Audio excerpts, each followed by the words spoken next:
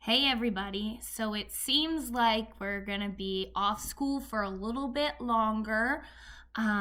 So I want to get this book finished and maybe get another one in as well. And as you can see, I have decided to create my very own reading fort. The idea came from one of my very own students, Mr. Henry. Shout out to him. He made his own reading area about last week. So I hope you make your own and you can read with us as well. All right, let's go ahead and start with chapter 19. The week zipped by. I studied at school every day with Catherine, after school every day with Mrs. V, and every evening at home as well. I reviewed words from all the levels of my board. I practiced spelling, long words, and matching facts and dates. I made up my own games. Mom quizzed me about flowers and medical terms. Dad asked me questions about economics and retail management and sports. I swallowed it all. Sometimes I sit in my room and just type in new sentences for Elvira to say, one letter at a time. It takes hours, but once an entry is in, all I have to do is push one button and the whole sentence will be spoken for me. I guess the questions I get asked the most in a lot of strange variation is, what's wrong with you? People often want to know if I'm sick or if I'm in pain or if my condition can be fixed. So I prepared two answers, one that is polite but kind of wordy and one that is a little smart-mouthed. To those who are genuinely concerned, I push a button to say, I have spastic bilateral quadriplegic, also known as cerebral palsy. It limits my body, but not my mind. I think that last part is pretty cool. I would agree. It limits my body, but not my mind. I think people need to remember that about disabilities. Anyways, to people like Claire and Molly, I say, we all have disabilities. What's yours? I couldn't wait to use that one. When I showed Mrs. V, she laughed so hard she snorted. Now, it's the Saturday before the tryouts, and Mrs. V and I are sitting outside on her front porch. I'm wearing a light jacket, but it's one of those rare, warm February days that fools the hyacinths into thinking spring is here. I want to warn the little buds and say, wait, it's going to snow next week. Stay put for another month. But every year, the early spring flowers shiver in the last snow of the season. We watch wisps of clouds hover around over us. A canary-colored goldfinch is perched on the railing, looking at the empty bird feeder dangling above. If he could talk, I bet he'd ask for thistle and more warm days like this. What would you do if you could fly? Mrs. V asks as she glances from the bird to me. Is that on the quiz? I ask, grinning as I type. I think we've studied just about everything else, Miss V chuckles. I'd be scared to let go, I type. Afraid you'd fall? She asks. No. Afraid it would feel so good I'd just fly away. It took me a long time to type that. She's quiet for a long time. Finally, she says, you are a bird, Melody, and you will fly on Monday when you take the test. I hear our front door slam shut next door, and I wave to Mom and Penny as they wander over to the porch. Butterscotch, clearly happy to be unleashed, bounds next to them, sniffing the base of every tree. Penny walks with such determination, her face altering between frowns and smiles as she concentrates on marching down the path between our two houses, then climbing the front steps with both hands and both feet. She's wearing a puffy winter jacket and a hat of the day, a blue straw thing that is scrunched and crooked from her sitting on it. Crooked from her sitting on it so many times. Poor Doodle, of course, drags behind her. Dee Dee, she cries as she finally gets to the top step. I'm still boggled by how easily she does stuff. I touch the sleeve of Miss V's dress as I think about what she's asked me. Freedom, I type, pointing to Penny. Freedom. Miss Valencia nods. She understands. What a glorious day, Mom says, breathing deeply. You think we're done with winter?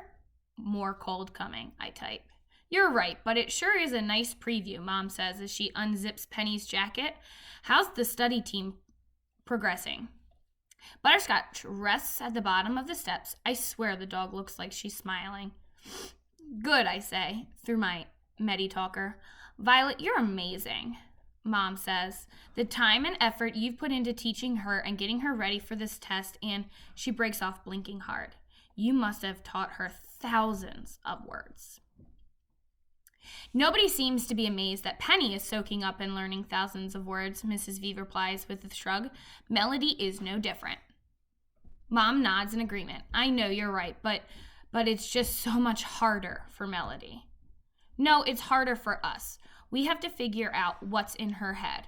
I'm getting tired of them talking about me like I'm in another room. I turn the volume on my machine up loud. Let's have cookies. Cookies, Penny repeats. Mrs. V stands up. I hear you, Penny, babe. Let me find us some sweets. As she heads into the house, she turns to Mom and says softly, Ms. Melody here has always had a special place in my heart. Heartburn, I type. That gets them both laughing. Mrs. V returns a few minutes later with a plate of hot chocolate chip cookies and 2 servings of milk in red sippy cups decorated with Disney princesses. I hate to admit it, but the sippy cup makes it easier for me to drink. Cookies, Penny screams. She reaches for her plate, but Mom pulls her arm back. Miss V gives Mom 2 cookies on the paper towel. Mom blows on one, then gives it to Penny, who proceeds to stuff the whole thing in her mouth. Look at my little penny pig, Mom says, laughing. Miss V breaks my cookie into segments, then places a piece in my mouth. Although I'm a caramel lover, these cookies must have been made in chocolate heaven. I swallow while Mrs. V gives me sips of cool milk. Cookies swoosh down so great with milk. I don't even have to try to chew. I'd love to have enough control to feed myself, but that's on my list of things I'd wish for, along with walking and taking myself to the bathroom. And oh yeah, flying. Interrupting my thoughts, Mrs. V asks, what continent produces the largest crop of cocoa beans, which gives us this chocolate? Africa, I type. She nods and gives me another sip of milk. And which state produces the most milk? California, I reply. I think you're ready, Melody, Mrs. V announced. Mom reaches over and strokes my cheek. You're going to rock on Monday. Then what, I type. Then you run for president, Mrs. V interjects. Yeah, right, I type out. Just then, Dad pulls into our driveway. Boy, does our big old car need a trip to the car wash. I guess Chuck got off early today, Mom says, looking pleased. Maybe we can get an early dinner. Dad gets out of the car, stretches, and waves to us. Penny's face lights up. Daddy, she calls out, standing up. She looks at us with a devilish grin. Don't you dare, Mrs. V warns in her I mean it voice. Penny ignores her. Go bye-bye in car. She loves to ride in the car. It doesn't matter where, the store, the post office, as long as she gets to ride in the little car seat in the back. Doesn't make much sense to me. She falls asleep as soon as we turn the first corner. She hurriedly bumps down a couple of the porch steps, then 2 more, waiting for a reaction from Mom. Penny Marie Brooks, you bring your little buns right back up here, my mother cries out. Then when my mom uses all 3 names, it's serious. Penny reaches the bottom of the steps, looks back at us, smirks, and says, see, Daddy, gotta go to work. Then, as fast as her short little legs will carry her, she bolts for Dad. Mom, of course, has other ideas. So does Butterscotch, who jumps up, gives 3 short barks, almost like Mom using 3 names, and calmly walks in front of Penny to block her path. What a good dog. Good dog, Mom says. Come back here, little cookie face. By this time, she has hurried down the porch step and retrieved my sister. This child, she says to my dad, who is ambling over to us, is an escape artist. I need 4 sets of eyes with her. She wipes the chocolate off Penny's face and nuzzles her. Good thing you've got Butterscotch, Dad says as he brushes the top of the dog's head. How's my shiny copper Penny today? Dad kisses Mom on the cheek and takes Penny from her. Penny manages to rub the rest of the chocolate from her hands onto the front of Dad's shirt.